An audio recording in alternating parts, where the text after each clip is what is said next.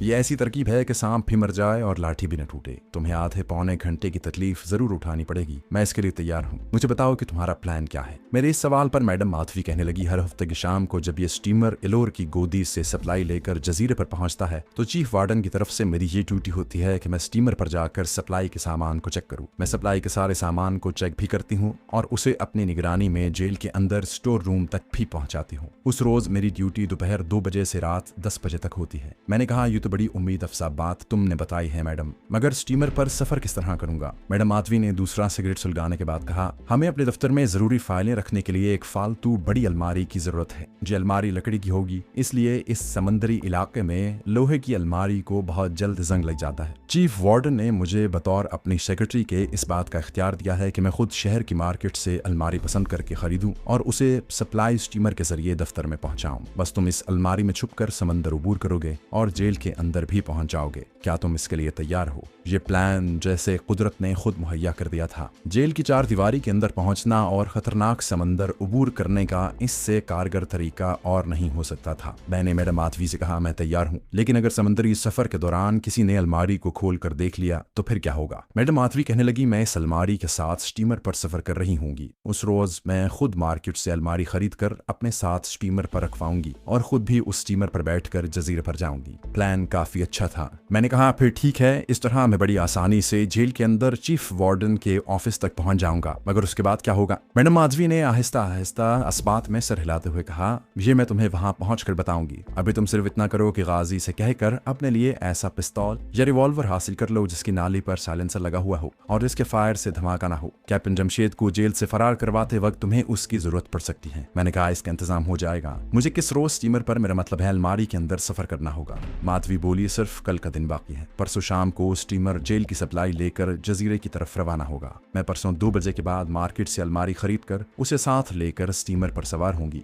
एलोर की गोदी के करीब ही मेरी एक सहेली की कोठी है। कोठी का एक गिराज है जो खाली रहता है क्योंकि मेरी सहेली के खामत के पास अभी गाड़ी नहीं है। लकड़ी की अलमारी कोठी के गिराज में शाम तक पड़ी रहेगी। शाम होने से जरा पहले तुम मेरे साथ उस गिराज में जाओगे और वहीं तुम अलमारी के अंदर छुप कर बैठ जाओगे। वहां से अलमारी एलोर घाट पर पहुंचने के बाद स्टीमर पर रखवा दी जाएगी। मैं इस दौरान अलमारी के साथ होंगी। मैंने पूछा, मैं इतनी देर कहाँ रहूंगा? वो बोली, तुम अभी मेरे साथ चलोगे, मैं तुम्हें दूर से अपनी सहेली की कोठी का गिराज दिखा दूंगी। तुम कल दोपहर के बाद पूरे 4 बजे वहां आ जाओगे। मैं तुम्हें गिराज के बाहर मिलूंगी, मगर मेरे इशारे के बगैर कोठी में हरगिज दाखिल न होना। समझ गए हो ना? मैंने कहा, समझ गया। तो फिर मेरे साथ आओ। हम दोनों गाजी के मकान से निकलकर बाजार में आ गए। वहां से हमने एक रिक्शा लिया। उसी सड़क पर आगे जाकर तीसरे चौक में से दाएं तरफ एक छोटी सी सड़क मुड़ती थी। उस सड़क पर दरख्तों के दरमियान एक पुरानी सी शिकस्ता कोठी बनी हुई थी। माधवी और मैं रिक्शे से उतरकर कुछ फासले पर जाकर खड़े हो गए थे। माधवी ने दूर से मुझे कोठी का गिराज दिखाया और बोली, कल ठीक 4 बजे जब तुम जहां आओगी तो मैं पहले से गिराज के पास खड़ी होंगी। रिक्शे में आना और रिक्शा चौक में ही छोड़ देना। आओ अब वापस चलते हैं। हम उसी रिक्शे में बैठकर गाजी के मकान पर आ गए। वो अभी तक नहीं आया था। मैं और माधवी अपने प्लान की तफसीलात पर गौर करते रहे। वो कहने लगी, तुम ज्यादा देर तक अलमारी में नहीं रहोगे। इसके बावजूद मैं लकड़ी की ऐसी अलमारी खरीदूंगी जिसके ऊपर की जानिब 2 छोटे छोटे जालीदार रोशनदान बने होते हैं।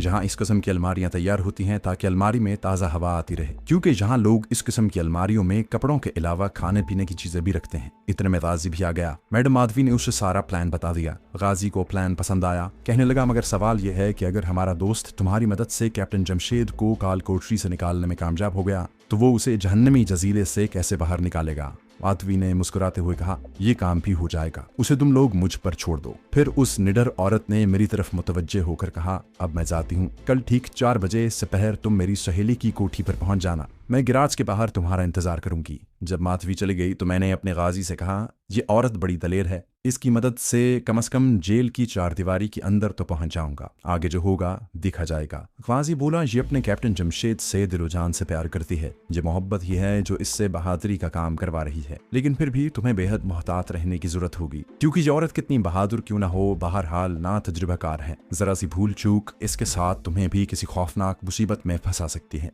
माधवी ने कहा कि मुझे अपने साथ एक पिस्तौल या रिवॉल्वर भी ले जाना होगा जिस पर साइलेंसर लगा हुआ हो। क्या इसका इंतजाम हो सकेगा? गाजी बोला, तुम जो कहोगे तुम्हें मुहैया कर दिया जाएगा। मैं रात को क्लब से वापसी पर रिवॉल्वर लेता आऊंगा। गाजी दोपहर के बाद अपनी ड्यूटी पर झूमरे पट्टी क्लब में चला गया। मैं अगले रोज शुरू होने वाले मिशन पर गौर करने लगा। लकड़ी की अलमारी में बंद होकर 3-4 मील का समंदर उबूर करना मेरे लिए कोई तशवीश की बात नहीं थी। दोस्तों, आगे बढ़ने से पहले आपसे गुजारिश है कि अगर आपने अभी तक इस चैनल को सब्सक्राइब नहीं किया तो इसे सब्सक्राइब कीजिए और वीडियो पसंद आने की सूरत में इसे लाइक, शेयर और कमेंट करके हमें बताइए कि आपको हमारी वीडियो कैसी लगी। तो आइए कहानी की तरफ चलते हैं। तशवीश अगर मुझे थी तो इस बात की कि जब मैं अलमारी में बंद होकर जेल के अंदर चीफ वार्डन के दफ्तर में पहुंच जाऊंगा तो उसके बाद हालात कोई संगीन सूरत इख्तियार न कर लें। माधवी बहादुर औरत जरूर थी, मगर यहाँ बहादुरी के साथ साथ अक्लमंदी और सोच समझ की भी जरूरत थी। हकीकत यह है कि मेरा असल मिशन चीफ वार्डन के ऑफिस में पहुंचने के बाद ही शुरू होने वाला था। मैं देर तक अकेला चारपाई पर लेटा यही सोचता रहा। रात के 10-11 बजे के करीब अपना जासूस गाजी भी क्लब से वापस आ गया। उसके हाथ में छोटा सा थैला था। उसने थैले में से एक रिवॉल्वर निकालकर मेरे हवाले करते हुए कहा, क्या इससे तुम्हारा काम चल जाएगा? रिवॉल्वर की नाली पर साइलेंसर लगा हुआ था। मैंने उसका मैगजीन खोल कर देखा। उसमें 12 गोलियों का मैगजीन भरा हुआ था और लॉक लगा हुआ था। मैंने गाजी से कहा, यह ठीक रहेगा। हमने मिलकर खाना खाया। खाने के बाद हम कुछ देर अपने मिशन के बारे में बातें करते रहे। गाजी कहने लगा, मेरा ख्याल है माधवी ने तुम्हारे और कैप्टन जमशेद के कामयाबी से जजीरे से बाहर आने के बाद तुम दोनों के लिए किसी न किसी खुफिया जगह का जरूर बंदोबस्त कर रखा होगा। अगर ऐसी बात न हुई तो तुम कैप्टन जमशेद को लेकर सीधा मेरे मकान पर आ जाना।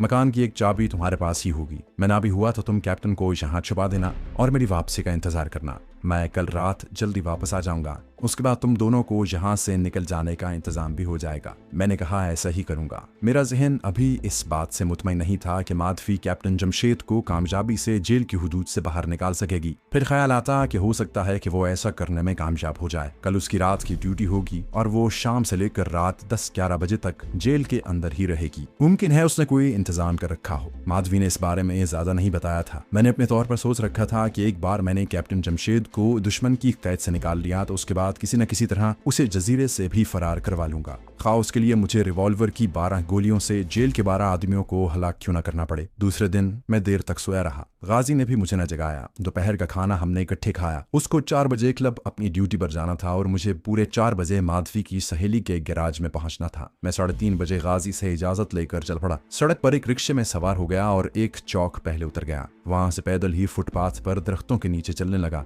ठीक 4 बजे मैं माधवी की कोठी के गेट के पास पहुंच गया था। मैंने एक तरफ दरख्तों की ओट में से कोठी के गैराज में देखा। वहां मुझे माधवी नजर न आई। मैं वहां दरख्तों की ओट में खड़ा रहा। थोड़ी ही देर गुजरी थी कि मुझे माधवी नजर आई। वो अपनी सहेली की कोठी के बरामदे में से गुजरती हुई गैराज की तरफ आ रही थी। मैं भी उसकी तरफ चल पड़ा। उसने मुझे देख लिया और अपने पीछे आने का इशारा किया। वो गैराज का दरवाजा खोलकर अंदर चली गई। मैं भी उसके पीछे गैराज में दाखिल हो गया। गैराज में धीमी रोशनी वाला बल्ब जल रहा था। उसकी रोशनी में मेरी नजर दीवार के साथ लगी लकड़ी की तद्दे आदम अलमारी पर पड़ी। माधवी ने गैराज का दरवाजा बंद कर दिया। मैं अलमारी के सामने खड़ा उसका जायजा ले रहा था। माधवी मेरे करीब आई। उसने अलमारी का दरवाजा खोल दिया। ये अलमारी इस तरह की थी कि उसका आधा हिस्सा ऊपर से लेकर नीचे तक बिल्कुल खाली था। दूसरे आधे हिस्से में शेल्फ बने हुए थे। माधवी ने कहा, इसके अंदर खड़े होकर देखो। मैं अलमारी के अंदर खड़ा हो गया। मेरा सर अलमारी की छत से 6-7 इंच नीचे था। अलमारी में इतनी जगह थी कि मैं वहां बैठ सकता था। मैं बैठ गया, फिर उठ खड़ा हुआ। माधवी कहने लगी, तुम्हें तकलीफ तो जरूर होगी, लेकिन यह तकलीफ तुम्हें कैप्टन जमशेद की खातिर बर्दाश्त करनी पड़ेगी।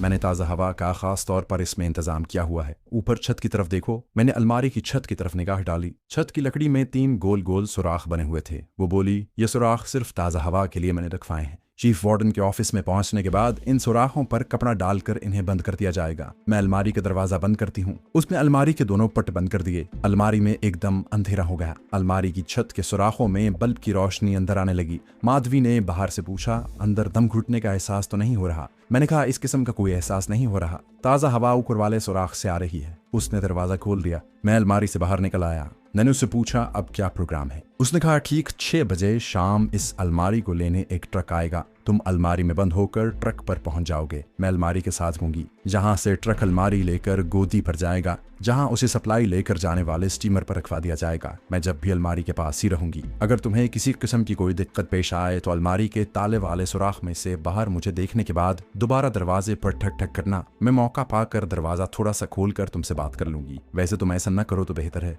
मैंने कहा, तुम फिक्र न करो, ये सफर खामोशी से तय कर लूंगा। उसके बाद वो ये कहकर गैराज से निकल गई कि मैं कुछ देर बाद आऊंगी। मैं गैराज में अलमारी के पास अकेला रह गया। वहाँ कोने में एक स्टूल पड़ा था, मैं स्टूल पर बैठ गया। अलमारी को देख रहा था। भरा हुआ रिवॉल्वर मेरी पतलून की जेब में था। मैंने सिर्फ पतलून कमीज पहन रखी थी। काफी देर बाद माधवी आ गई। उसके हाथ में चाय की चैनक और शीशे के 2 गिलास थे। कहने लगी, मैं कॉफी लाई हूँ, पियोगे? मैंने कहा, जरूर पीऊंगा। हम कॉफी पीते हुए बातें करने लगे। मैंने माधवी से कहा, जेल की 4 दीवारी के अंदर पहुंचने के बाद हमें क्या करना होगा? सप्लाई वाला स्टीमर तो बकौल तुम्हारे आज रात के पिछले पहर जजीरे से वापस चल पड़ेगा। क्या इस दौरान हम कैप्टन जमशेद को काल कोठरी से निकालने में कामयाब हो सकेंगे? और फर्ज कर लिया कि हम उसे निकाल भी लेते हैं, तो क्या हम दूसरों की नजरों से छुपकर स्टीमर में सवार होकर समंदर उबूर कर सकेंगे? माधवी का चेहरा बड़ा संजीदा था। कॉफी का गिलास उसके हाथ में था। कहने लगी, ये सब कुछ मैं तुम्हें जेल के अंदर पहुंचने के बाद बताऊंगी। अभी हमारा मकसद सिर्फ तुम्हें जेल के अंदर चीफ वार्डन के दफ्तर में पहुंचाना है। आगे का भी मैंने सोच रखा है, लेकिन ये मैं तुम्हें वहां पहुंचने के बाद बताऊंगी।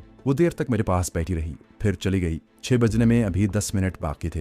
वो वापस आई और कहने लगी, तैयारी पकड़ लो, पूरे 6 बजे गोदी का ट्रक अलमारी लेने आ जाएगा। मैंने अलमारी का दरवाजा खोला और उसके अंदर जाकर खड़ा हो गया, फिर बैठ गया। मैं ये देखना चाहता था कि क्या मैं बंद अलमारी के खाने में आसानी से बैठ सकता हूँ। मैं बैठ गया था। मुझे ज्यादा दिक्कत महसूस नहीं हो रही थी। माधवी ने कहा, ये अलमारी ट्रक में खड़ी करके रखी जाएगी। तुम अगर बैठना चाहो और बैठने में तुम्हें ज्यादा तकलीफ ना हो तो तुम बेशक बैठ सकते हो। जिस तरह तुम्हें सहूलत हो वैसे ही करना। वो बार बार घड़ी देख रही थी जो उसकी कलाई पर बंधी हुई थी। मैं अलमारी से बाहर निकल आया। मैंने कहा, मेरा ख्याल है कि मैं अलमारी में बैठ कर जाऊंगा। ठीक है। 6:10 पर बाहर किसी ट्रक ने हॉर्न दिया। माधवी ने कहा, अलमारी में बैठ जाओ, ट्रक आ गया है। मैं अलमारी में दाखिल होकर बैठ गया। माधवी ने मेरी तरफ मुस्कुरा कर देखा और अलमारी के दोनों पट बंद करके ताला लगा दिया। अब मैं अलमारी में कैद हो गया था। मुझे यूं लगा जैसे मैं किसी सिलेंडर के अंदर बैठा हूं। छत के सुराखों में से बल्ब की धीमी रोशनी अलमारी के अंदर आ रही थी। मुझे माधवी के कदमों की आवाज बाहर जाते सुनाई दी। फिर उसने अंग्रेजी में किसी से कहा, ट्रक इधर ले आओ, अलमारी गैराज में है। ट्रक का इंजन चल रहा था। ट्रक की घू घू की आवाज करीब आने लगी।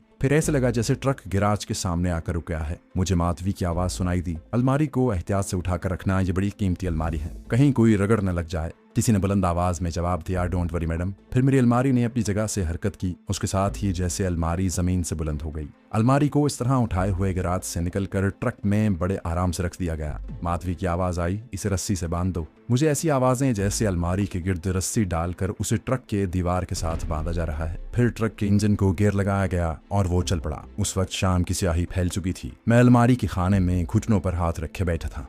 ट्रक एलोर की गोदी पर पहुंचने वाला था। ट्रक की रफ्तार हल्की हो गई और एक तरफ को घूम कर वो चलते चलते एक जगह रुक गया। बाहर से मुख्तलिफ आदमियों की एक दूसरे को आवाज देने की सदाएं आ रही थी। किसी स्टीमर के विसल की आवाज भी सुनाई थी। माधवी ट्रक में आगे बैठी हुई थी और मैं ट्रक के पीछे एक बंद अलमारी में। अगर अलमारी के पास वो होती तो जरूर मुझसे बात कर लेती। मजदूर लोग भी शायद ट्रक के अकबी दरवाजे के पास बैठे थे। मुझे उनकी आवाज नहीं आई थी। अलमारी को ट्रक में से उतारा जाने लगा। मुझे लगा कि अलमारी को मजदूर लोग उठा कर ले जा रहे हैं। किसी मजदूर ने दूसरे से कहा, साली अलमारी बड़ी भारी है। अब जो अलमारी को नीचे रखा गया तो अलमारी बड़े बेमालूम अंदाज में मुझे ऊपर नीचे होती महसूस हुई। मैं समझ गया कि अलमारी को सप्लाई वाले स्टीमर पर रख दिया गया है। माधवी किसी के साथ अंग्रेजी में बातें कर रही थी। शायद वो स्टीमर का कैप्टन या इंजीनियर था। कुछ वक्त गुजर गया, फिर स्टीमर के हॉर्न की 3 बार आवाज बुलंद हुई और उसके फौरन बाद स्टीमर का इंजन स्टार्ट हो गया और मुझे अलमारी के अंदर बैठे बैठे हल्का सा धचका लगा। स्टीमर समंदर पर चल पड़ा था। ये वो समंदर था जिसको मैं अलमारी में बंद रहकर ही उबूर कर सकता था। ये समंदर मेरे लिए आग का दरिया था। अब मैं इस समंदर को एक तरह से महफूज हालत में उबूर कर रहा था। स्टीमर के इंजन की गड़गड़ाहट ज्यादा थी और लगता था कि उसकी रफ्तार बहुत हल्की है। इसकी वजह यही हो सकती थी कि स्टीमर पर सप्लाई का काफी सामान लदा हुआ था। समंदर का 3-4 मील का फासला स्टीमर ने काफी वक्त लगाकर तय किया। मुझे अलमारी में बैठे बैठे सख्त गर्मी लगने लगी थी। जिस्म पसीने में शराबोर हो गया था, मगर मुझे ये गर्मी बर्दाश्त करनी थी।